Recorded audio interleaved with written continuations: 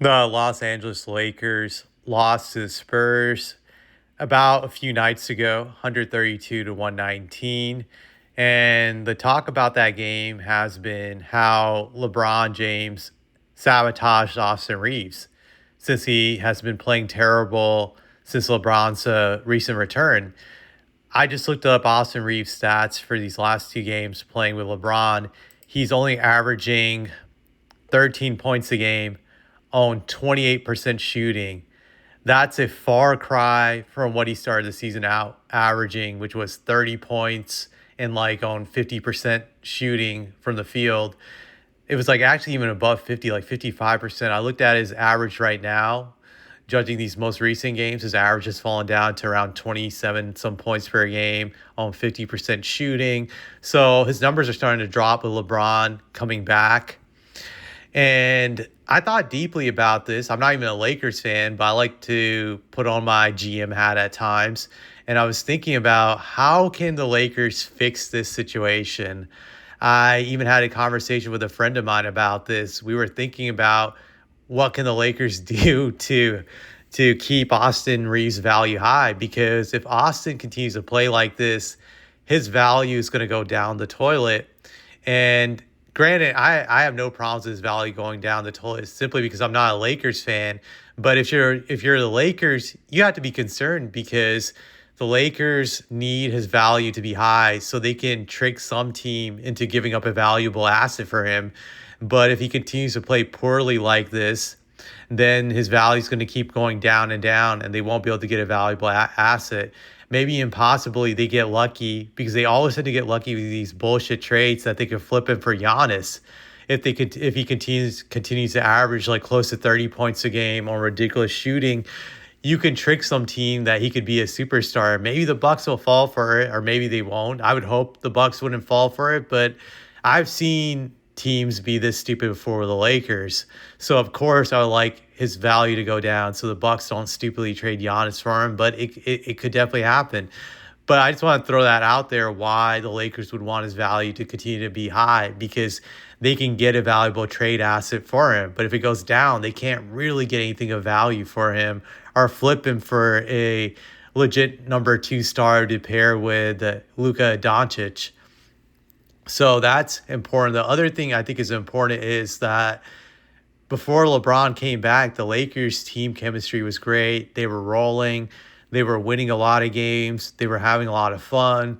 The players were enjoying playing with each other. They just had good chemistry. You could see in their games. It was kind of like the equivalent of like when you have this horrible boss and he's sick and he's out of the office for like a week or so, and suddenly you see production rise, everybody's in a better mood, they're less stressed out, and everything is good. And then when that horrible rotten boss comes back, it goes back to being toxic and people are miserable, their production sucks.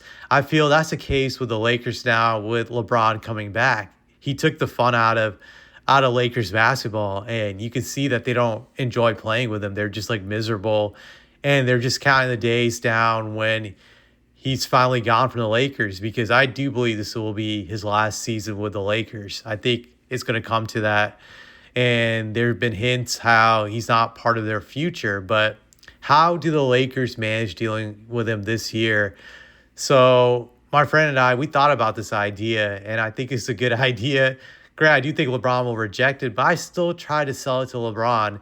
If I'm Palinka, if I'm JJ Redick, I call LeBron into a personal meeting and I talk to LeBron about this idea. And the way I'm going to pitch it, I'm going to say, like, LeBron, how would you like to do something that Michael Jordan, Kareem Abdul-Jabbar, and Magic, Larry, Duncan, all these other greats never did at old age?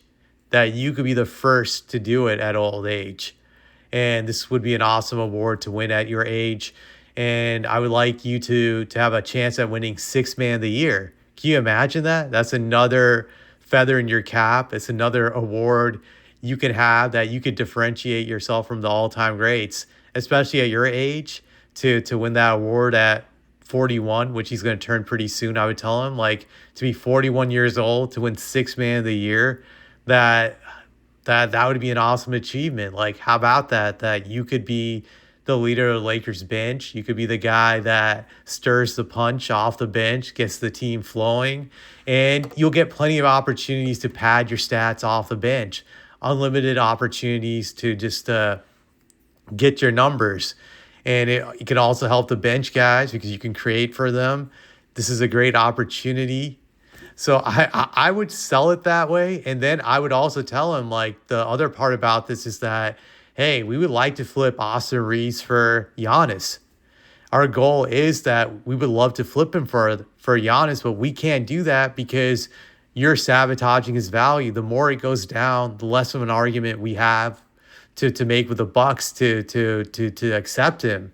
So we need to keep his value very high, that we can either trade for Giannis or some other major trade asset we can get for him. But if you sabotage his value, we can't do it. And what's in it for you? Let's say we get Giannis. We can put you back in the starting lineup. And hey, maybe we have a chance to win the title. That possibly, granted, I don't believe they can win it, but hey, they can tell LeBron that they could have a shot at doing it with Giannis, him, and Doncic, that they would have their own big three, and he could take all the credit for it, just like he did with Anthony Davis.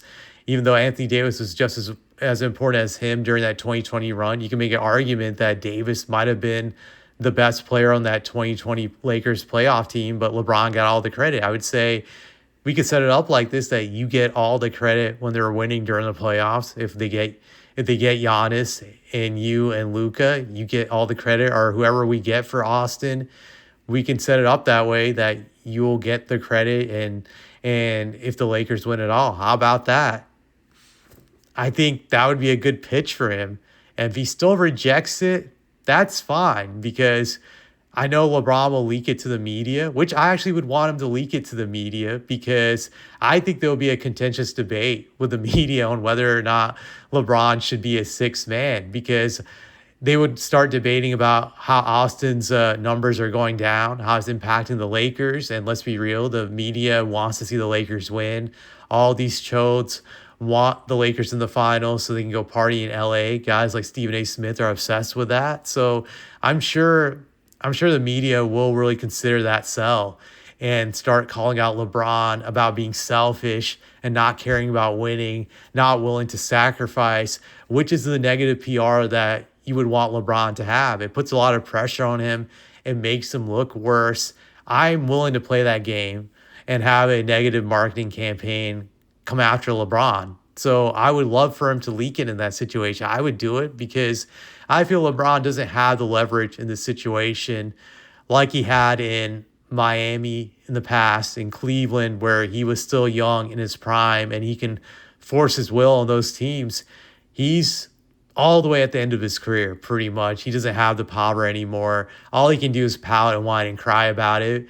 And if he threatens to leave you, you don't care because you don't want him long-term anyways. He's definitely the equivalent of like an old hoe. He has no value in this game anymore when it comes to just the future. So you can kick him to the side. And that's definitely something the Lakers should do.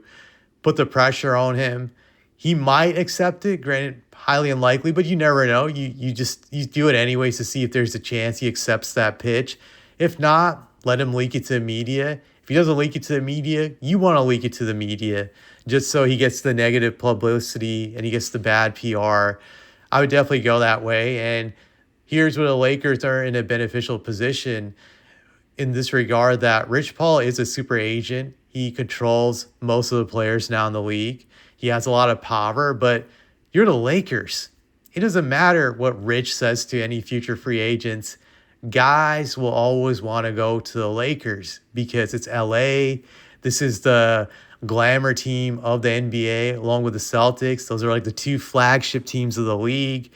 That it doesn't matter how the Lakers treat LeBron, what Rich Paul feels, because if his clients are top-notch stars, they're always going to want to be in LA. LA has that advantage. The Lakers have that advantage. So you don't have to worry about future repercussions from Rich Paul. He may be bitter and salty about it, but there's not much he can really do to stop a a superstar player from coming to the Lakers if that player wants to go there. I don't really see how he could convince them not to go there. Just be a hard sell. So that's another reason why the Lakers should do it. They have all the leverage in the situation and they should go for it. So it'll definitely be interesting to see how they handle this situation as it progresses, because I think it's going to come on to a head-on conflict or confrontation if Austin continues to play poorly with LeBron. If this continues to happen, that's pretty much all I had to say about this situation.